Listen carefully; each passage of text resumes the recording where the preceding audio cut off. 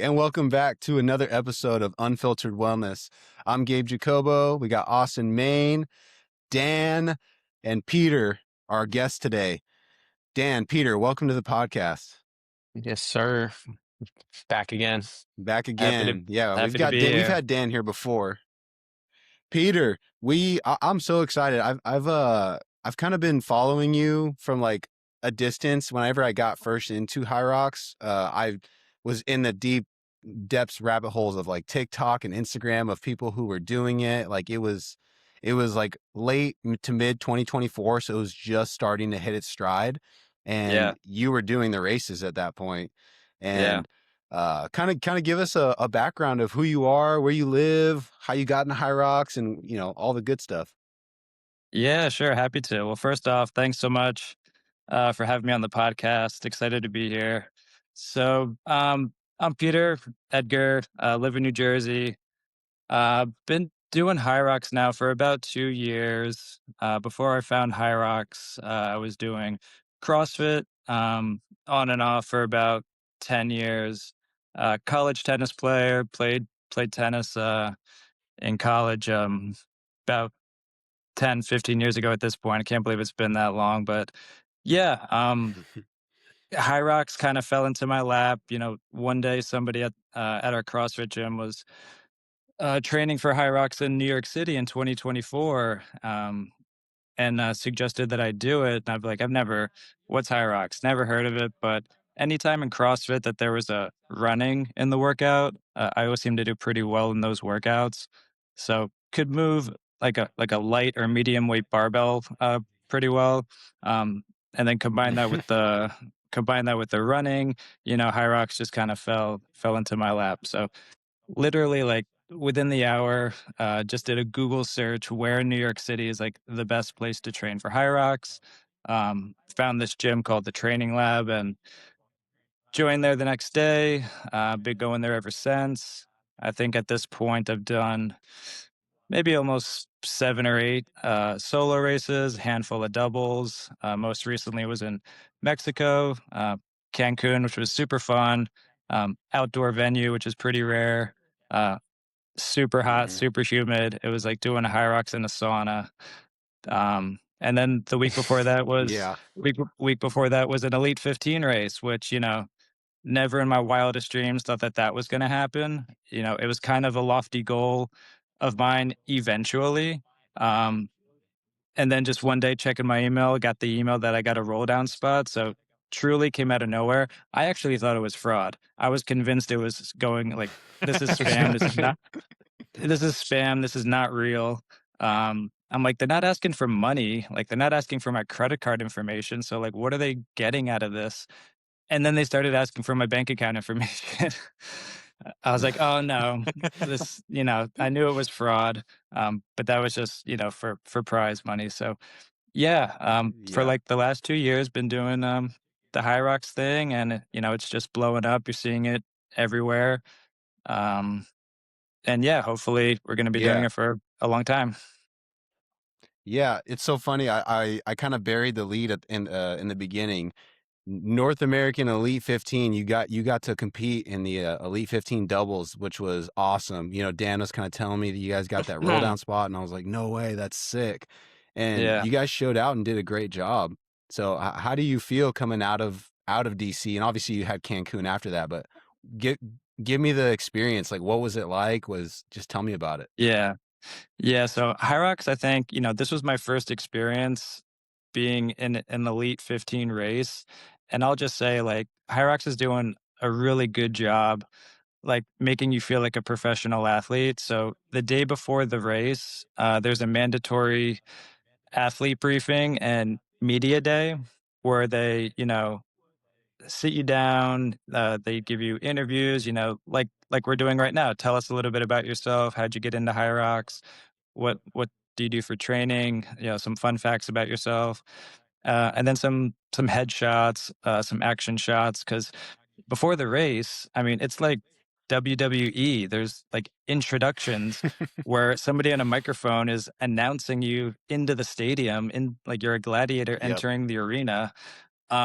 on, like, a big screen. Like, there's a frickin', like, big U arch, LED arch, and, I told friends and family that, "Hey, like, this is gonna be live streamed on YouTube. Like, you Yep. can, like, watch this real time."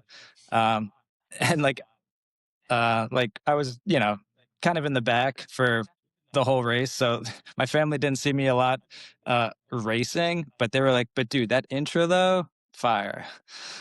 Um, The intro and was and fire. and yeah, like, they're all very approachable people, the men and the women. I got to meet a lot of the Elite 15 that, like you have been following my journey, I've been following their journey. Um, Super nice people, just, down to earth, training hard, doing this for passion first and foremost. Yeah. But yeah, like the race itself was a really fun experience because it was the first time I got to race on an empty course. Most times you're Mhm. racing with the general population and you're bobbing and weaving on the racetrack. But this was, just the 15 teams, so no issue with congestion. And they're fast, man. Yeah. It's a slice of humble pie.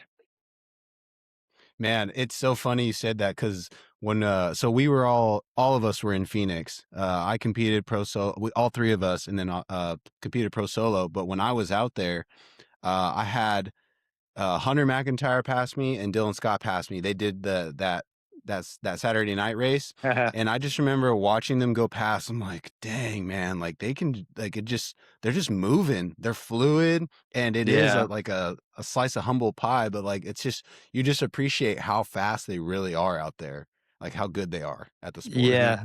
Yeah, and it's a little hard to tell when you're just watching it on the live stream on YouTube, Yeah, but when you're there in person or even a step further when you're on the racetrack racing next to them, they're flying, and, like, late in the race when, they should be pretty fatigued and compromised at that point, just I think that's, like, what separates them from everybody else. Like, they can push a sled, they can do burpee broad jumps fast, but then they can maintain that running pace, that impressive fast running pace. yeah, it's insane, and I feel like you and I have kind of dominated the conversation. I want to number one, congratulations on getting that Elite 15 spot. That's awesome. I think Appreciate it. if you keep on rocking and rolling, you're going to be able to get back there, no doubt. Um, Appreciate it. you and Dan have a race coming up in Miami, pro doubles, and you recently just did a sim over there at TTL. Dan, how did the sim go? Tell me. Sim went well, honestly. We held our paces throughout. Like the goal was to hold that 340 pace. Pretty much like stayed steady through every single kilometer that we were through. It was our first time pushing together, so like obviously there's still the nuances of like finding each other's balances in a race. Uh, you know what I mean? Like in certain things, like kind of finding where he's stronger, where I'm stronger. And we kind of made some decisions like after obviously that we did it. They were like, okay, let's change this, let's tweak that. And I think that's where we're going to really be able to find that separation and find a little bit of extra time. Yep. And Pete did a little miscalculate the the farmer's carry just a tad. We Yeah. he told me how many lengths it was on the turf, and in my mind I'm like, okay, that seems like a lot, but you know what I mean, I trust him. I'm not good at math, so I'm going to keep going. So Yeah. I did the it was like 8 lengths on the turf, and Yeah. I was like, "All right, we're switching now." And he goes, "Wait a minute." And we both literally stopped. I put the kettlebells down. It was probably like a 30-second pause of us both looking at each other. He goes, "Wait, that was so wrong. You just did the whole thing." Yeah. So like there's like that little nuance of time that we're gonna be able to pull some time out of that. And I felt good just because I remember our last run, we both like amped it up and like Yeah. we're dropping into the 330s and the low 330s feeling comfortable. Yep. And then wall balls were just we were on it, you know what I mean? I How'd think you split them? 25s every 25s. single time. Yeah, and we did the actual, like, handoff method that you're allowed to do now instead of Yes. the drop now, so it's literally, like, as soon as you catch on 25, you just have it at your chest, partner grabs, rotate, go right back into it, so there's no, like, no drop time in there. So I Yeah. think with those little nuances, like changing who's starting on the sled pull, we're changing the format on the rower, I think we're gonna be able to put down dangerous time up there. Yeah. Well, do you guys Yeah. have a like a goal? Well, I said I'd like to go under 55 ideally. Yeah. That'd be sick. Either Yeah. 55 or below. That's the goal there. Yeah, my doubles PR is 54:36, which I set at Miami last year. So same venue, probably going to be a slightly different layout. But Mhm. I mean, after that sim, which I've done that sim multiple times, at the training lab, we run 1100 meters on the runners to account for some rock zone. And, it's a pretty good Hmm. proxy for what an actual high rocks time could look like. So, if we did 55 mid, like Dan said, we got some stuff to clean up. I don't see why we can't go sub 55. Especially when the lights come on and the adrenaline's there and Let's go. you're ready to. Yeah, yeah, it comes up. Austin, I know you got the baby in your hands. Go ahead, let us know what you're thinking back there. Um, I was seeing all these things like these dots starting to connect. If somebody's got good experience, there's general trends that follow throughout sports. There's the fact that you were at a high level in tennis already gives you a carryover to going somewhere else. You find CrossFit, you go into CrossFit. This just built a bigger base. CrossFit is the sport of work capacity. People who have a Yeah. high work capacity, guess what? They can train more. They can recover more. What is high rocks? Still comes down to work capacity in a sense. You got to take that carried over. And then I was telling Gabe and Dan both, like I was laughing at the fact that you hit your PR in Miami. You live in a cold climate. The fastest sprinters are all in the South. It's where the warm weather is. There's Mm, something about the warm weather that helps people from a nervous system perspective. I don't really know why it works. I just know that for some reason, warm weather makes us run faster.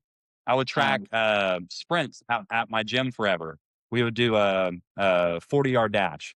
It was a flying 10 for so you get the test at the very last 10 yards.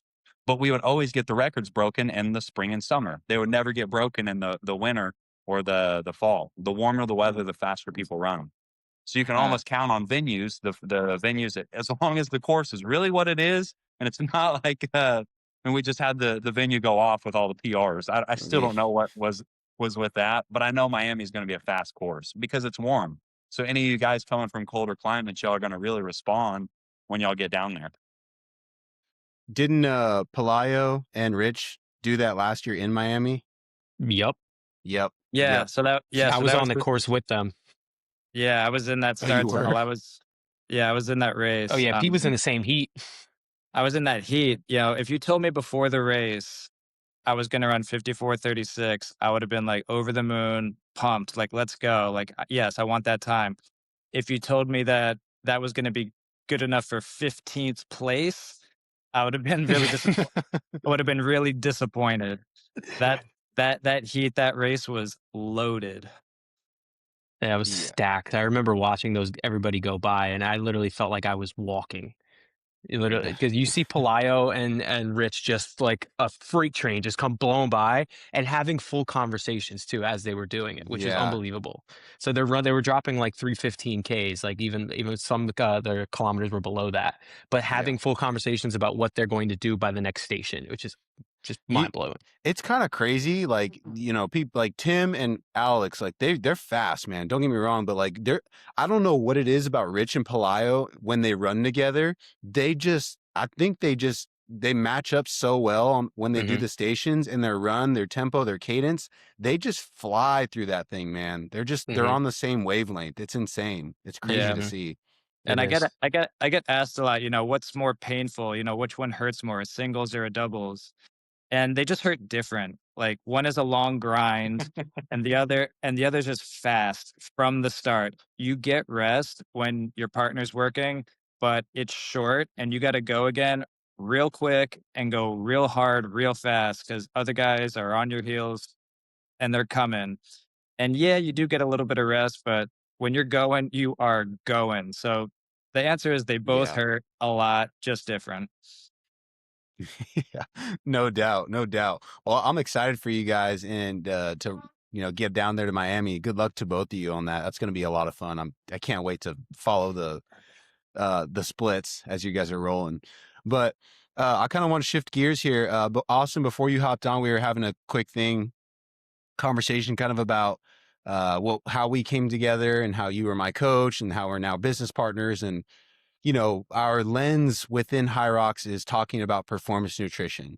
And with that being said, you know, Dan, you've been working with us and with Austin for I think we're going on week 5, something like that, maybe I believe so. Yeah. week 4 or week Can you 5. put a haircut on Dan's app next week?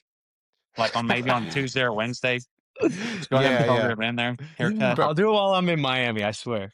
yeah, I think he's waiting. He's got to wait for the Miami mommies. He's got to be nice and clean. That's what it That's what is. he told me. Yeah. I'll walk into the first what you call it, South American barbershop, and they'll do the best job ever. Oh, dude, I'm jealous. It's a different cut. It's a different cut when they do it. Yeah, you got to have that suave. You got to be ready to Yeah, go. you know what I mean? I need the guy with like the old school earpiece still in with the hat while he's giving me the Dude. cut. You know what I mean? Dude, I know exactly what you mean. Yeah. That cracks me up.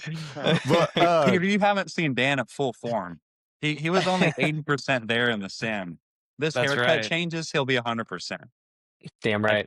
I can't wait. that's a fact. That's a secret sauce there. Yeah. But it's so funny. But Dan, you've been kind of working with us here for a few weeks now, and Yep.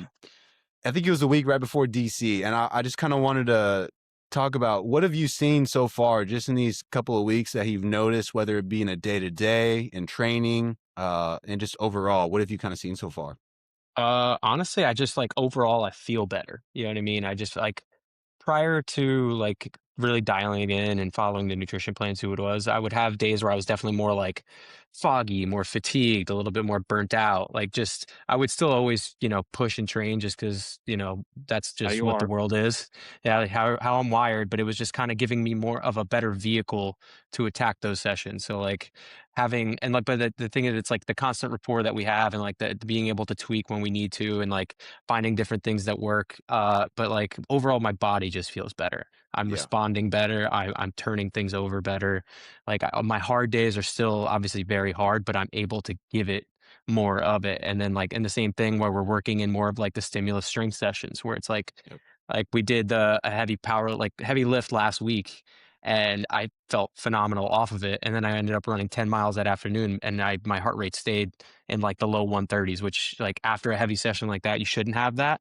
But Mm-hmm. it was one of those where we're like, what I mean, we're kind of working and I'm allowing the nerd to be the nerd of the coach and Yeah. help me to kind of like really put myself in the best position to it.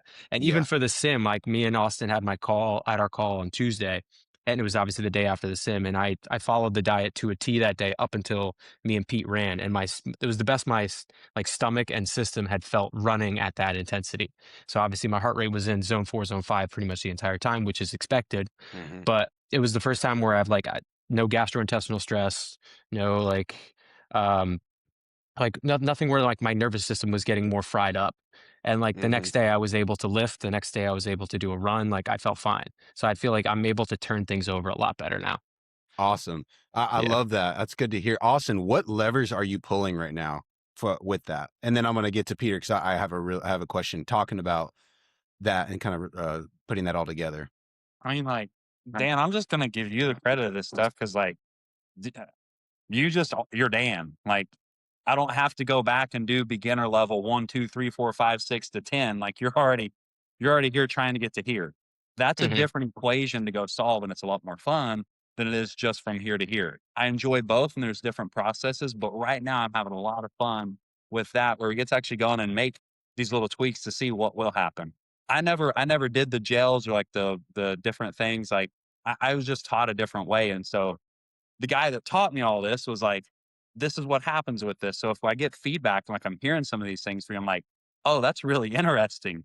Like, I thought it was kind of BS. Like, I was like, ah, surely this doesn't do much. Like, I mean, I put, I put thousands into learning about it all, but then like to really see it come full center whenever it is like at those points. I mean, I've got to see it in the CrossFit world.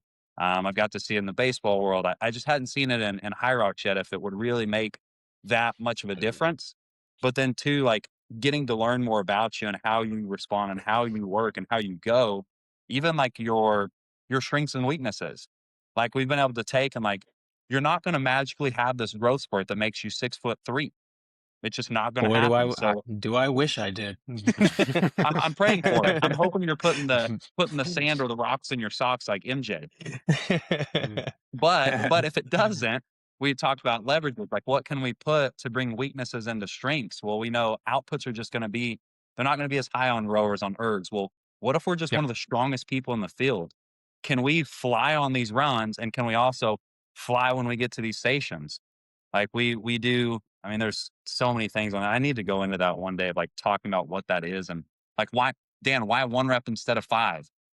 Why Hmm. 1 instead of 2? Why 1 instead of 3? Watch Yep. somebody do 5 reps in a row with a heavy weight. How does their second, third, fourth, and fifth rep look versus their first? Which one's better? The first rep. That's why we only do 3. You're not a power lifter. You're a runner. We only lift enough to be able to be a better runner. Yep. It's that, and it's like I'm hearing you guys. It almost sounds like, wow, at certain point in HYROX, you got to be fast if you want to keep improving. So I Hmm. can't just go out and train for a marathon 24/7. I can't just do that. Like I got to get faster. What? If I want to run 3:15 per k, I actually have to be able to run fast. No way. Like Yeah. I don't know. It makes me laugh at the world of sport because you guys, as you're progressing and getting in those top levels, like y'all see these things. When I'm saying some of this stuff, at times I feel kind of crazy, because you only see it when you see it. Like when you're Hmm. still at the very Yeah. beginning, your first HYROX, you just need to be able to run. Like you just need to be able to run, man. Like all this other Hmm. stuff doesn't really matter yet.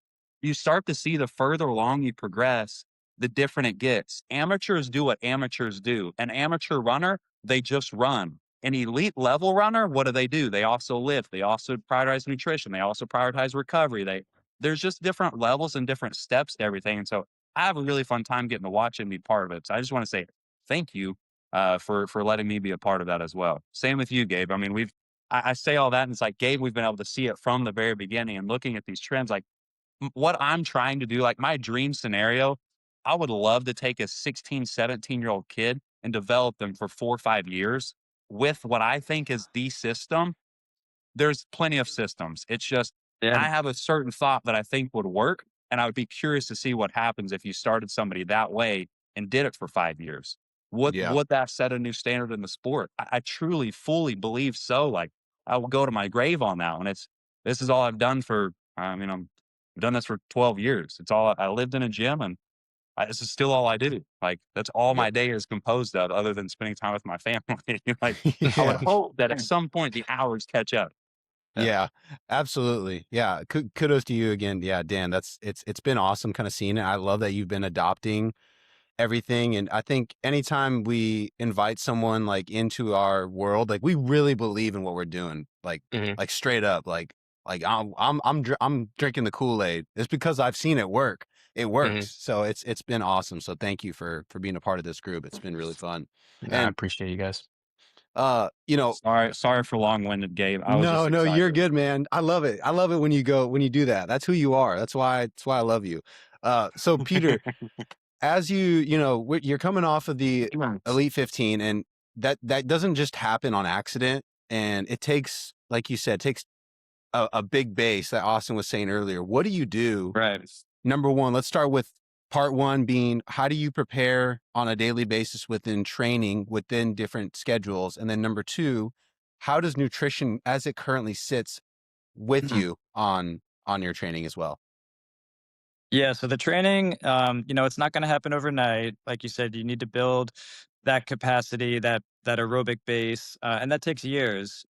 So I got kind of lucky being a tennis player in high school and college. You know, I never really went to the gym while playing tennis. The coach, we didn't have a strength and conditioning coach. We didn't pump iron in the weight room. Like our form of exercise and training was the act of playing tennis, and it built a good base. Some of these matches can be 2-3 hours, side to side lateral movement. So um got lucky playing that sport to build a big engine, and then got a little bit stronger doing CrossFit.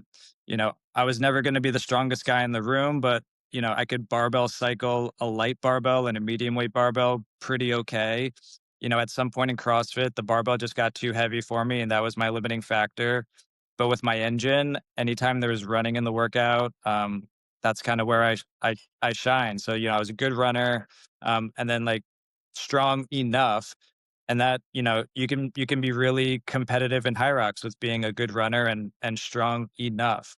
And ever since I started Yeah. getting competitive in HYROX, really started to focus on, okay, every workout, and up until really HYROX, every workout for me was pretty random, unfortunately. It really pains me to say that I didn't pay attention more seriously in the past. But going to CrossFit class, you got the WOD, you got the workout of the day, and it was what it was, Mm-hmm. and I didn't question it. It's what the coach programmed that day, and I didn't know if it was upper body strength or lower body strength, or if it was going to be a zone 2 or a zone 4 or 5. Just kind of showed up and did that Yeah. workout with really no plan, right? It's bizarre because now everything is much more intentional, and you should never really do Mm-hmm. a workout without knowing why you're doing it. So training today looks very different. You know, I try to get 2 to 3 what I call like quality workouts in per week. And when I say quality workout, it's pretty much a HYROX effort for a HYROX amount of time. So I'm probably doing 2 to 3 60-ish minutes of zone 4 workout. And most of the time it's the HYROX stations are involved, but not all the time. We certainly incorporate movements that are Mm-hmm. just for general fitness training. So 2 to 3 of those. Um, I try to do 2 strength sessions per week, one upper body, one lower body, and then really filling in those gaps with as much zone 2 training as I can fit in, whatever the body can handle without getting, it telling me, it's signaling to me that, we're overdoing it. We need to take a break. And Dan and I actually do one long-ish run a week. We got this group of guys Friday mornings. We normally get like around a half marathon-ish amount of distance in on Friday mornings. So actually, like, that doesn't sound like a lot, but that one long run per week actually like has been moving the needle. I've found. So that's been super helpful too, and that also helps get the weekly mileage up as well. So and on those Yeah. days, and I'll just one more thing. On those days where I'm doing the quality session, maybe I'll do that in the evening, but I'll start in the morning with threshold intervals, whether they're on the treadmill or the ski or the row ergs. So you could also you could Mm-hmm. look at it as like a double threshold day where I'm doing my threshold intervals in the morning, refueling during the middle of the day, and then coming back in the evening for a big workout. So it's kind of it's alternating between hard and easy, trying not to do 2 hard days in a row because Yeah. I think you'll burn out if you do back to back hard days. And it just increases the chance of injury. Yeah, that's kind of been the trend lately is we've been hearing it easy days easy, hard days hard, and then it just depends how many hard sessions can you do per week. Well, that just comes down to what Austin was saying earlier is how good can you be at recovering? That's ultimately what it's all about. Can you Yeah. do 2 double threshold sessions a week or can you do 3 double threshold sessions a week? Someone like Dylan Scott or I've been following Charlie Bottrall quite a little bit lately too. That dude, like, he's got 3 every week, and it's just he just recovers from it. So, Yeah. that's really interesting for you to say it that way. You know, and going through that, how do you fuel it? Like, straight up, because this is what we really love to talk about and nerd out on, Can I especially. guess? Please let me throw in a guess. Yeah, Go by Please all ahead, let me means. guess, Austin. Peter. Can I lay out the data? Yeah, Okay. absolutely. The Go first for it. training session we go on, it's just all carb heavy. And I agree with a performance basis. You have to have the carbohydrates to hit. The more it's simple, it's carb heavy. So we're going to start out the day. We're going to start off with banana, honey, sourdough, something similar within that genre. We're going to get after our session. We might use a gel or something intra, and then we're going to get done. We're going to do something very similar again to that. Maybe there's some rice and eggs at that point. I don't know. Very simple foods, maybe 3 ingredients, 4 ingredients max per meal. And we're kind of maybe chicken or beef and rice in the middle of the day, maybe a potato if we're on an off day. How close am I? Am I at least somewhere in the ballpark? Dude, you are in the ballpark. You're or am on I the field. missing stuff? No, you're on the field. Yeah, you're real close. I'm on the field. He's Okay. pitching. I actually, so I was going over one of my mentors. Like I was trying to push volume. I'm doing an Ironman at the end of the year, and my stomach completely shut down. And I was like, dude, I think this is too much variety. Like, I think there's too much in this diet. I think I need to pull this back. And finally, as I did, recovery markers came back, so forth. I'm gonna imagine you get to the second half of the day, big sessions, kind of the same rinse and repeat.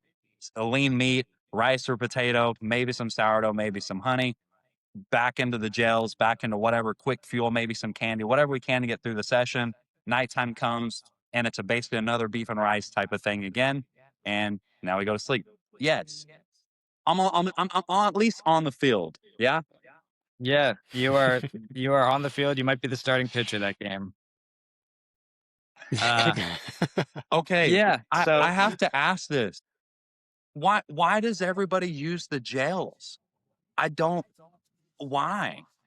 Is it the yeah, so, marketing of the time? Like, because I think I need to try it. Like, I haven't. And so I'm like, man, maybe I need to go do this. And then I like this. I'm like, nah, I'm off on this and I like this better. What would you tell somebody, Peter, if it's like we had an yeah, option for gels or we had an option for maple syrup and Rice Krispies? Like, I don't know. I don't yeah. know. Like, Dan, you've I done both. Like, I'm genuinely curious. I don't freaking know. Y'all tell me. No, my vote would be maple syrup and Rice Krispies. I actually, do a DIY honey stinger where I'll just buy the tortillas. I'll buy the smaller ones, and Ooh, I'll just do a dollop of honey in the middle of those, fold it up into a square, and boom, I got my ghetto I like version of a that. honey stinger. Um, yeah, no, like I like that. so Can my you stomach, copyright that one, Peter? I think you need to file and copyright that one. The Ghetto Stingers. the ghetto stingers. Yeah, that we're going to market. Yeah, no, like to quickly take you through a normal day for me, and I say normal, but it's actually most because I think there's a lot of value in consistency. And to your point, Austin, keeping things simple, not overcomplicating things, simple ingredients. So yeah, before my morning session, I'll have two or three of those ghetto stingers, cup of black coffee, and I don't like to be too full for my workouts, so I limit it to just that pre-workout. I actually don't really dabble in the gels. There's this one brand that has kind of honey in a sachet. So if it's going to be that intense of a session where I think I need something intra workout, I'll take one of those like honey sachets. I personally don't go down the gel route, but then after the workout, it's oatmeal with granola and fruit. For lunch, now we're talking like a very simple chicken Caesar wrap, a little bit of protein, carbs with the tortilla. And then again, we've spoken about Jack Driscoll earlier in the call. He's turned me on to acai bowls. So, an example of an afternoon snack might be one of those, some fruit, some PB, throw in some chocolate chips because we got a big session that evening. So, um, and that's just easy on the stomach and it tastes good. And then dinner, it's actually pretty funny. So like my girlfriend and I, we don't live together. So like we talk on the phone in the evening most nights. And she always asks, what are you doing for dinner? And I'm like, same thing as last night, same thing as last night, same thing as the night before. Like you can stop asking that question. You know the you know what the answer is. And it's basically either chicken and rice or beef and rice. I got my air fryer going for the protein. I got the rice cooker going for the rice. I press two buttons and that's dinner. And yeah, it's not rocket science, but it works. And you know, that's a that's a that's an example of a day, but that's also most days. Like that. Yeah. It's funny, like hearing you say it. It's like the nutritional pyramid. Like at the bottom of it, and I think a lot of people miss this. The number one thing on nutrition isn't eat this or eat that, it's consistency. Wow, crazy. It doesn't matter the sport, it doesn't matter the athlete. The number one thing is always gonna be consistency. You hit that, the That's rest of it. it takes care of it. It's it's interesting too. Like I'm bodybuilding background and powerlifting. So initially, I think we all kind of learned about macros and like what that world was, and then you kind of dive deeper. And I started to realize too over time, like you look at the pyramid, consistencies here, lifestyles here, and then you had your food quality. We hadn't even got to calories yet. I was like, that's what do you mean? Why didn't I learn about these first? I also don't think you get to learn stuff until you're ready to learn stuff. Most people aren't ready. You haven't done consistency long enough to be able to know the other ones. Most people just need to nail that first. Do that one thing, your life will be very much more simple.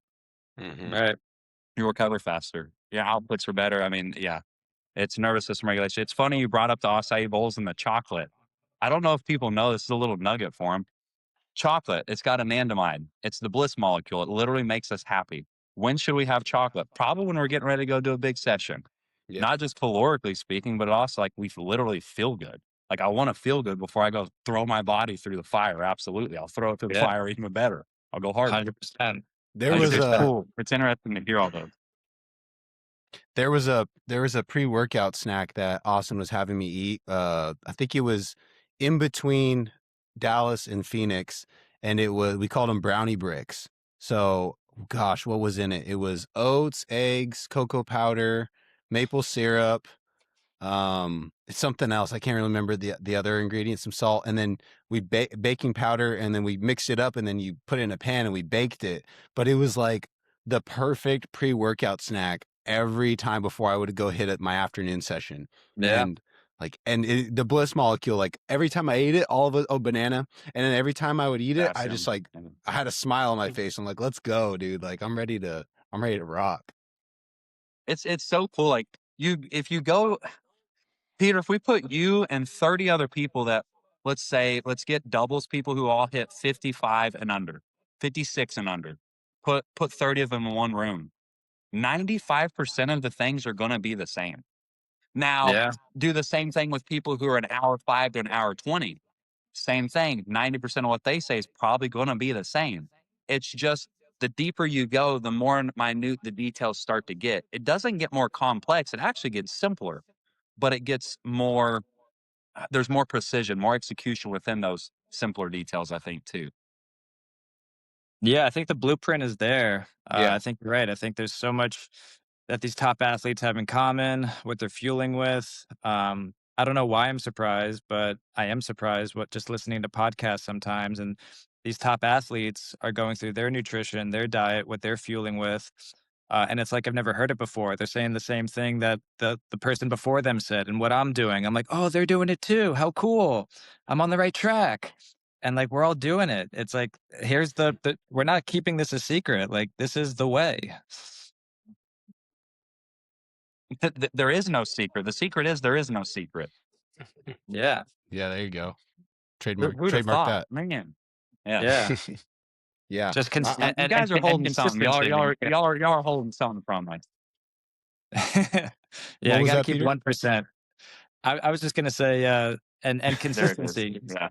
And anybody can be good for a day, a week, a month. I think maybe one of the reasons that the elite are separate from everybody else is just the dedication and the level they're willing to how consistent they're willing to be. They're willing to do this for years, and stay at it. Yeah. Yeah. Yeah. I would be 100%. curious on Dan, Peter, both. Do you guys think when y'all were playing sports, had you pushed strength conditioning more, would your sport performance have also been better? I've asked tennis players before and they've said no, and I've asked soccer and they've said no, and I've also heard the other. What would you guys say? I'd say yes for me. Yes on Like when Dan's. I just didn't have the intelligence of strength training when I was in college. Like we had a strength and conditioning coach, but like the school that I was at, Division 3 school, like that guy only cared about the football team. So our strength and conditioning was non-existent. If I had the education that I do now and brought that into that sport when I was that age, it would have been a world of difference because I barely trained legs. I did just enough to just my training was like, oh, if I Even go play curls. soccer, yeah, if I played soccer enough, that was my leg training. And then I just did bicep curls and chest because I wanted to look good when you know what I mean, when I was in the off season. So if I had That's the good. education that I had now when I was in college, I feel like I would have taken it to another level. But that's why you see that in sports now, why programs are heavily investing in their Yeah. strength and conditioning programs, investing in their nutrition programs. And that's why you see these athletes putting ridiculous numbers at, 18, 17 years old now. Agreed. What about you, Pete?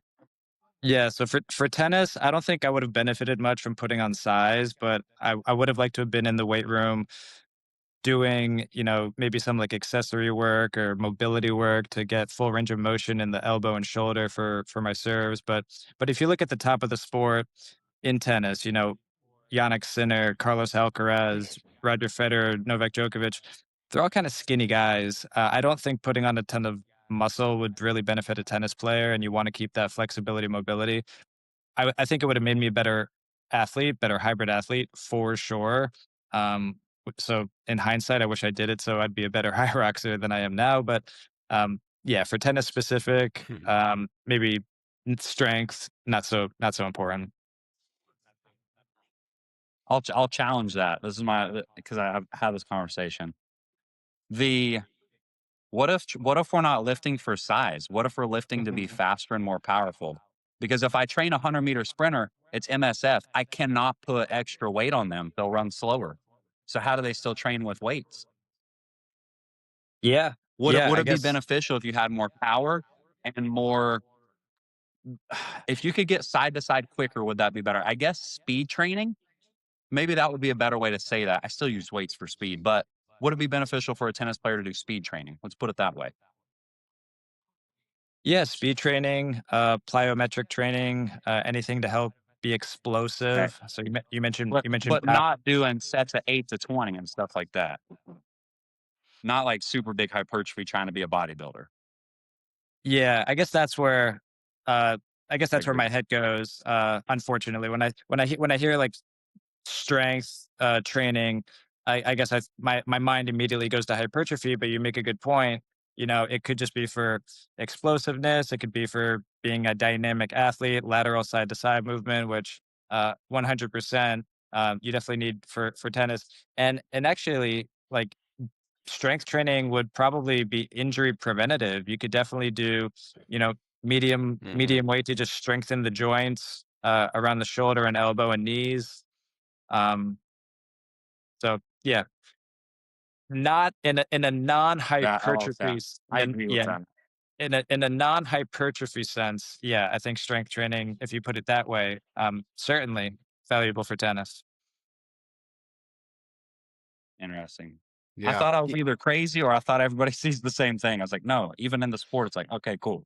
No, I that makes agree. sense. I don't want a tennis player doing 20 dumbbell flies, sitting there growing their pecs. No, different. Uh, no, that's Yeah, Dan's it's department. and it's funny. That's for Dan. I Dan's like gonna go that. hit shoulders with everybody, shoulders and biceps. Damn right. Damn right. I love it. Well, as we're kind of wrapping up the call, because I just really wanted to appreciate you coming in and talking with us, Peter.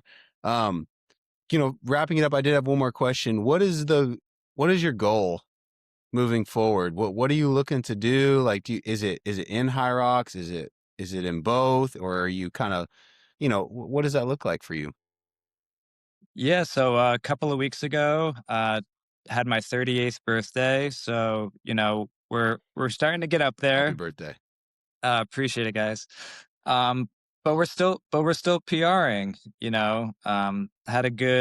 had a good marathon last fall, ran sub 3 hours, so that was a nice box to tick. Um, the elusive sub 60 pro solo HYROX is still an Everest mountain to climb that I'd love to conquer someday. Last World Championships in Chicago in my age group in doubles, snuck onto the podium in third place. So um, I'm already That's qualified awesome. for I'm already qualified for the Stockholm World Championships as a solo and in mixed doubles. So I'm currently racing twice in Sweden this upcoming June. If Miami goes well, Nice. Dan and I potentially could be Sweden bound, running pro men's doubles together, and get to defend my age group podium spot. So yeah, for now, even though 40 is getting scary close, we're still PRing. So we're gonna keep PRing as long as that's a thing. And then Dan and I Yep. actually were talking about this the other day. You know, at some point, would like to pass the baton to the person behind me and maybe transition into coaching, and help the next generation of athletes behind us. You know, being of service and sharing the wisdom that we've learned on our journey. But right now we're still that dog in the fight, so we're not going anywhere just yet. You still got good years, and I would be remiss to say sub 60 just so happens that that guy right there, Dan, the man, who's going to look so good in a couple weeks with his Miami haircut. We've got Lucas Wenzel, who's up there in Wisconsin, and then myself. We're all chasing sub 60 at the same time right now, and the goal is to do it. I don't know if Dan's told you, like, the basis is we all want to do it at the same time in New York City. So I'm competing in the first weekend.